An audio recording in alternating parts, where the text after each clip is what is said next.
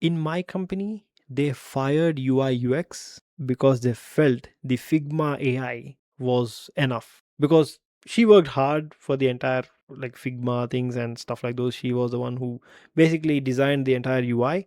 Obviously, that's why she sees UI UX. But they fired it off because what? They realized that most of the buttons and most of the columns are the same anyways. We have the same standards now. We have everything built. Let's use AI to generate a new model. Whenever there is a new model, they use AI to just prompt something. The product owner, the stakeholders, they just tell how it needs to be looking, and that's it. The model is ready.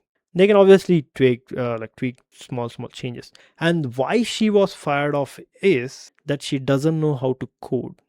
So I'm not saying just because your UI and AI comes in and it takes away your job. No, it's just that just be if you can only do one thing, AI can do that better than you or same as you. That's not enough. That's why she was laid off. In the same way, as a dev myself, I'm a dev and I'm not really aware of how insurance things work. But the business analyst team is also cutting like more than half now because they expect us to learn from AI and understand how certain businesses work so that we don't need to rely on BS so much. So yeah, it's a bit scary, but that's the reality. So just keep upskilling, I guess. No other option.